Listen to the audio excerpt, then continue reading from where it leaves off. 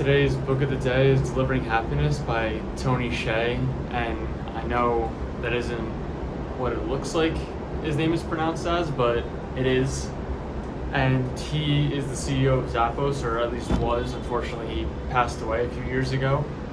And Zappos was really infamous, at the time because they had created a culture and, within their company and customer service that was just unbelievable compared to a lot of their competitors. And that was one of the huge reasons, behind their growth that they were able to have.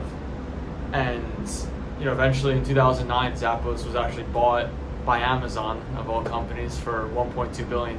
So Tony Hsieh had a successful exit, and a lot of it had to do with how he was treating his customers and his clients all along the way, even from when they first started. And earlier on in the book, he talks about a company he had before Zappos called Link Exchange, and he said they were working around, him and his partner at the time were working around the clock. Part of it was building the software, and the other part of it was answering customer emails. And he says in the book that they were religious about trying to answer every email that came in as quickly as possible. Usually, we were able to answer them within 10 minutes, and people were amazed at our responsiveness. Now, this was back in the late 1990s, so things have obviously changed. But it's interesting that Tony points this out because, especially in today's society, people want things, so quickly, and they don't, more and more often people are having shorter and shorter attention spans. I mean, I read a study a few months ago that said that the average human now has an attention span that's shorter than the average goldfish, if you can believe that. And whether or not you do, I think it is clear that people have less patience and are expecting things quicker and quicker. And at the same time, there's a lot of instances where you'll get on a call with customer service at a company, and they'll put you on hold for hours, and it makes you want to pull your hair out. Yet when you do experience a company that answers the phone quickly and resolves your issue in a short period of time, at least relative to what you experience with competitors, it really is amazing at how good it feels and how much it can set that company apart from their competitors just by being responsive. And oftentimes, in your own business or in your own life, you don't even have to have the right answer immediately or the perfect response. But if you can, respond to someone that reaches out to you, or someone that reaches out to your business in a quick manner, less than 10 minutes would be pretty good. Although, I'm sure we can all do better than that under ideal circumstances. If we could all do that, I think you would be amazed at how much happier people are with your customer service or just with dealing with you as a person. Because again, even if you don't have the right answer, if you can just respond and tell them that you're working on it or that you'll get an answer to them, it makes a huge difference. Because at the end of the day, people really just they want to be felt, that they even exist. Because a lot of times you get put into a customer queue for service, and it's literally like you're a number, like you're not even a real human being. And ironically, you get similar experiences in person when you show up to some of these stores, especially stores where you plan on spending a lot of money, whether it's Gucci or Louis Vuitton, and they put you in a line, make you sign your name in and come back later. It makes you for some people, it might make them feel more exclusive, but for a lot of people, it feels like, these companies aren't even listening to them, like they don't even want their money. And, in this society with, again, how short people's attention spans are, it really is key that you make an effort to just respond to people. And the quicker you can do it, the better. And it'll prevent them from going to a competitor of yours or not choosing your service at all just because you didn't respond in a timely fashion. And clearly it was, a great lesson that Tony learned earlier, that, customers were blown away by just the responsiveness, not even how they were handling the inquiries. And that would go on to help them grow Zappos in the future.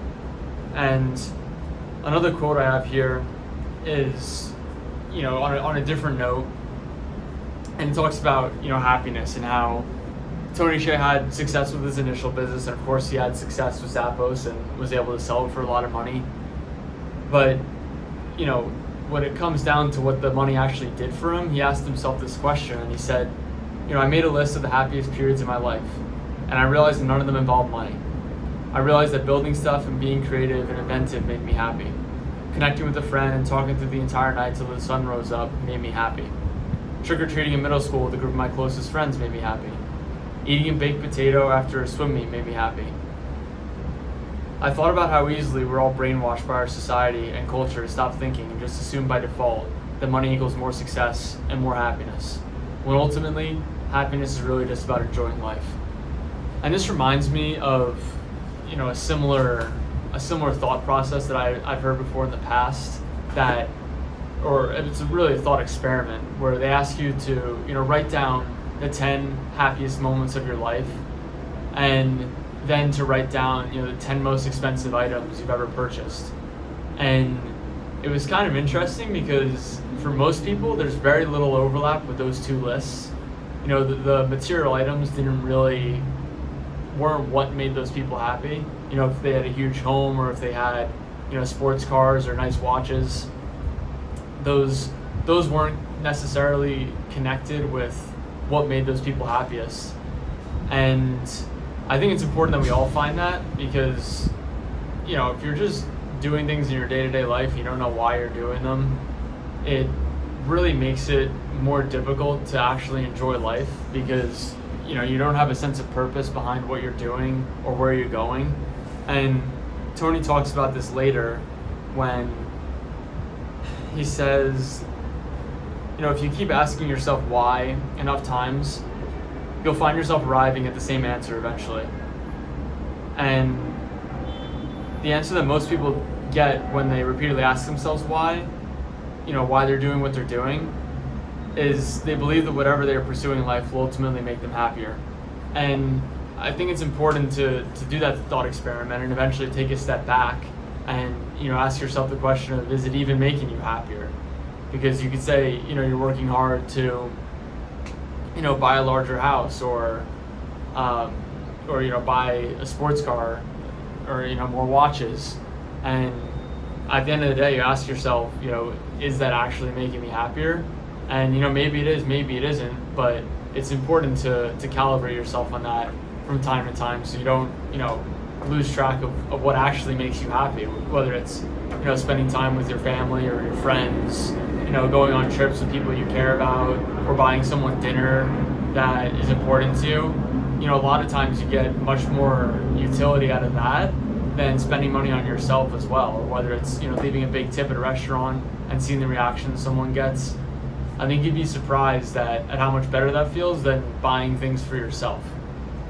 And Tony had a lot of success with Zappos, like I've mentioned, and he said one of the most important things in his success that he learned was, if you just focus on making sure that your product or service continually wows people, eventually the press will find out about it.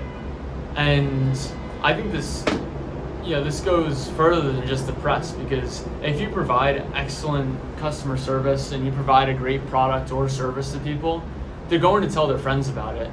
And the opposite end of the spectrum is, if you don't, they're also going to tell their friends about it, and that's going to harm you. So you might as well go above and beyond for your clients, for your customers, for your friends, and for your families, because it really is a virtuous cycle. The more you do for others, the more you're going to get back. And again, that was another lesson that Tony learned on his path to success. And one last one that I'll leave you with, which I think is kind of funny since I'm talking to you all here right now, is Tony had a problem with public speaking where he really wasn't comfortable doing it, and he thought that maybe he just wasn't meant to be a public speaker because he was so uncomfortable getting up there on stage and talking to people.